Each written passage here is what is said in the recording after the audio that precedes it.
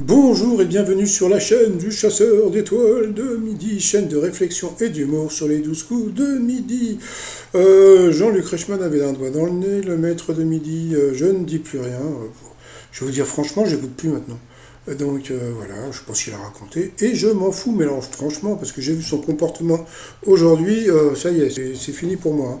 Allez, au coup d'envoi la première question. Quel style musical est mis à l'honneur lors de la techno-parade? Bien sûr, c'était l'électro. Après, donc, vous aviez la jolie fille en bleu qui était venue avec son mari et puis son bébé. Alors, pourquoi avons-nous la peau plus sèche en hiver? Eh bien, à cause des radiateurs. Et si t'as pas de radiateur, t'as pas la peau sèche. À part si t'as la saucisse sèche. Après, vous aviez Louise, voilà. Moi, c'est marrant, quand je les ai vus arriver, les candidats aujourd'hui, je me suis dit, vous savez, ça m'a fait penser, vous savez, pendant la guerre, il y avait ce qu'on appelait la chair à canon, c'est-à-dire que c'était les gens qui étaient en devant et qui se faisaient descendre. Donc voilà. Donc bon, je me suis dit, à quelle sauce vont-ils être mangés aujourd'hui? Alors, donc Louise était là avec Eddie et Tanguy, les amis de Louise. C'est la question, qu'est-ce que 100 000 Français sont invités à donner en participant à l'opération French Cut? Eh bien, c'était leur caca. Eh bien, bon appétit. Ensuite, vous aviez Zachary qui était venu avec Claire, sa compagne, qui était très mignonne et puis qui avait même derrière elle des lumières. Alors, en 95, dans quelle publicité de télé entendait-on les Rolling Stones chanter Start Me Up? Donc c'était Windows 95, donc il l'a trouvé. Ah oui, j'ai oublié de vous dire, il était journaliste comment dire, c'était dans la technologie. Donc je me suis dit, oh. Alors après, pour le maître de midi, dans le générique de fin de Jim Tonic, bon, allez, encore une fois, une question des années 80 pour lui, donc bien sûr c'était sous la douche. Allez, pour la fifi, à qui doit-on le morceau New Money, donc Calvin Harris. Ensuite, quel grand magasin parisien a inspiré Émile Zola pour l'écriture de son roman Au bonheur des dames? Bon, ça c'était un peu plus facile, c'était le bon marché. Donc sur cette question, elle est passée au rouge. Qui dit rouge dit, bah tiens, entre-temps, toi qu'on a vu voilà, une maîtresse d'école avec son élève. Alors donc elle a pris Zacharie en duel, qui est tombé sur une question assez simple. Qui est célèbre pour avoir poussé le cri Eureka dans son bain? Eh bien sûr que c'était Archimède, pas confondre avec l'Archimerde. Voilà, donc bon bah Zacharie continue l'aventure. Ensuite, eh bien, Zacharie, Daphné se sont retrouvés. Ah, il y avait 15 000 euros à gagner. Alors je me suis dit, oh, il y a plein de gens qui ont dû téléphoner. Et ça me fait rire parce que qui est 3 ou 5 000 ou 15 000 euros, c'est la même chose. Donc les gens vont pas appeler pour quand il y a 3 000, mais ils vont appeler quand il y a 15 000. Je trouve ça assez rigolo. Allez, sinon, par coup, quelle émission a-t-on pu voir à la télévision française? La mauvaise réponse, c'était un après-midi de rêve. Donc elle a passé à l'orange. Ensuite, à qui ou à quoi peut-on rattacher le prénom Hélène? La mauvaise réponse, non, c'était une. Ah oui, alors là, il s'est passé un truc. Oh là là. Le maître de midi, parce que bon, là, il n'y a pas sa photo, mais le maître de midi, il a dit non, non, mais bon, comment dire, c'est pas la bonne réponse, une série avec Mireille d'Arc, parce que je sais que la marraine de Jacques Smet, c'est Hélène Darroze, et la chanson de Brassens, c'est Les sabots d'Hélène, etc. Et en fin de compte, pas du tout, donc c'était bon. Donc voilà. Et la mauvaise réponse, eh bien, c'était la marraine de Jade, parce que Hélène Darroze, c'est la marraine de Joy, donc il est passé pour un abruti. Bah, c'est pas grave. Ensuite, quel prénom désigne un modèle de voiture? Eh bien, la mauvaise réponse était Angel. Donc, bah, sur cette mauvaise réponse, eh bien, Daphné est passée au rouge. Qui dit rouge dit duel. Elle l'a pris Zacharie en duel, qui lui aussi encore est tombé sur une question assez simple, associée à la couleur bleue, qui est le cours d'eau, devient une célèbre valse de Strauss. Donc, bien sûr, c'était le beau Danube bleu.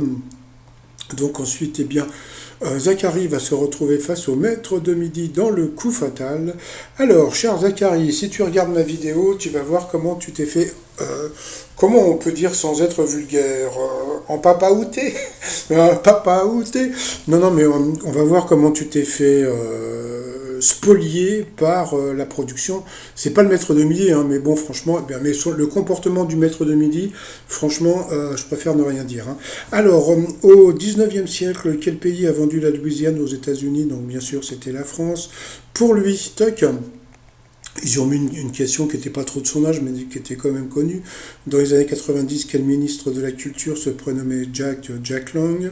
Pour le maître de midi, quelle discipline artistique a fait la renommée de Piètre Mondrian? Il ne savait pas, pourtant c'est super connu. En plus, c'est très joli les tableaux de Piètre Mondrian. Encore pour le maître de midi, selon l'expression, deux personnes qui ne s'apprécient pas s'entendent comme chien et chat. Tiens, je pense que c'est moi et lui, mais je pense qu'on est comme chat et chien. Ensuite, à quelle actrice d'Hollywood doit-on la réalisation du film Au pays du sang et du miel? Voilà, Zacharie, comment tu t'es fait? Voilà, oui, je suis désolé, hein. C'est-à-dire que d'un côté, vous avez entre chien et chat, et puis là, Zachary qui a une question avec une actrice qu'on ne connaît pas, bon, c'est pas grave, hein. Après, toujours pour Zachary, lorsqu'on s'adresse à une avocate, comment faut-il l'appeler? Donc, bien sûr, c'était maître. Pour le maître de midi, quel corps céleste a une mer de la sérénité et un océan de tempête? C'était la lune, question facile. Pour Zachary, dans quelle pièce de Molière Géronte s'écrit-il, que diable allait-il faire dans cette galère? Voilà, encore une question difficile pour lui. C'est pas le genre de question que peut avoir le maître de midi. Donc c'était Fourberie de Scapin, il n'a pas trouvé. Toujours pour lui, quel requin a une tête en forme de T? C'était le requin marteau, il n'a pas trouvé. Ensuite, à quel roman américain Nick Carraway est-il le narrateur? Voilà, je crois que c'était Gatsby le Magnifique. Donc, vous voyez, donc bon, voilà comment Zachary s'est fait en papa outé, papa, en papa outé, papa, en papa outé. Après, toujours pour lui, d'après la traduction du mot anglais Lucky, quelle qualité possède Lucky Luke? Donc de la chance. Vous voyez, quand il y a des questions, on va dire normales, hein, ça passe. Ensuite, pour le maître de midi, près de quelle fontaine se déroule l'une des scènes les plus célèbres de la Dolce Vita? Donc bien sûr la fontaine de Trévi. Alors moi le truc qui me fait beaucoup rire, c'est-à-dire que là Jean-Luc Reichmann dit oh là là, vous êtes fort quand même. Bon attends, il n'y a pas plus connu que cette fontaine, donc bon, c'est pas grave. Ensuite, sur quel arbre l'aigle du drapeau mexicain est-il jugé? Alors donc il a dit l'olivier, je ne sais pas ce que c'était un arbre qu'on ne connaissait pas, mais bon voilà. Et pendant ce temps-là, le maître de midi, regardez la tête qu'il fait, mais bon c'est pas grave. Selon la croyance, il faut faire un vœu lorsqu'on voit passer la nuit dans le ciel une étoile filante. Pour le maître de midi, sous quel nom Tenzi Gazio, prix Nobel de la paix 89, est-il connu dans le monde entier?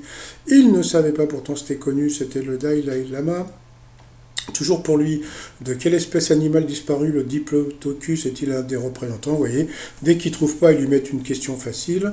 Voilà. Après, quel mot dérivé d'un terme provençal signifie sortilège, désigne un porte-bonheur? Je crois que c'était la mascotte. Voilà, encore une question super dure. Hein, t'as vu comment tu t'es fait avoir, Zachary? Hein, voilà, donc bon, passons. Et puis encore pour lui, bon voilà, il s'est fait avoir. Donc qu'est-ce qui est d'intérêt général dans le TIG? Donc c'était les travaux, j'imagine. Donc voilà, donc il a été éliminé. Puis l'autre, il a mis son doigt. Voilà. Je préfère ne rien dire. C'est-à-dire que bon, vu que le maître de midi a eu des questions beaucoup plus simples que Zachary, il aurait pu au moins je sais pas, l'applaudir, faire un truc un peu élégant, mais bon, pas du tout. Et puis là, qu'est-ce qu'il a fait? Il a d'abord regardé Jean-Luc Reichmann, comme il fait d'habitude, parce qu'en fin de compte, je pense qu'avec son histoire de doigt, il enfle les gens, c'est-à-dire quand je dis qu'il enfle les gens, c'est-à-dire qu'il nous fait croire que c'est par rapport à son père, et pas du tout, c'est juste un truc qu'il fait pour la production, et ça, je trouve ça malhonnête, je trouve ça vraiment très malhonnête. Donc voilà, bon, c'est pas grave. Allez, ensuite, par rapport au coup de maître, c'est parti. D'après l'expression, qu'évite-t-on de faire quand on essaie de régler une situation discrètement, donc des vagues. Après, vous avez eu la question du gamin, cette année en moto, quel était le deuxième français en compétition? Avec Fabio Quartararo, donc c'était l'autre. Ensuite, quelle est la boisson préférée des Français pour le petit déjeuner? Donc le café. Ensuite, à quoi est parfumée la garniture d'un pétivier? Donc à l'amande. Et en dernier, dans quelle région peut-on suivre le GR34, aussi appelé le sentier des douaniers? Il a dit l'Occitanie, quoi l'autre? Moi j'aurais pensé à la Corse, hein, mais parce qu'il y a beaucoup de sentiers en Corse, et pas du tout, c'était en Bretagne. Il l'a eu dans l'os, donc voilà, ça fait plaisir quand il se fait bananer lui aussi. Donc il a gagné que 1000 balles, ça lui fait que 500 € dans la poche. Allez, sinon par rapport à l'étoile mystérieuse, alors... Hier, ou plutôt ce matin, parce que la vidéo je l'avais faite hier. Hier, je vous ai envoyé donc la vidéo donc par rapport à l'étoile mystérieuse. Alors donc je remercie Dominique, je remercie aussi Paul par rapport donc à la photo et puis aux indications, parce que donc il semblerait que ça soit bien comment dire, un ponton de la plage de Marbella en Espagne, mais que comment dire, en haut, la Lune plus l'élément qu'on peut voir, eh bien, c'est des éléments qui vont être ajoutés. Donc voilà, donc Marbella c'est l'Espagne, l'Espagne c'est, on va dire le Real Madrid.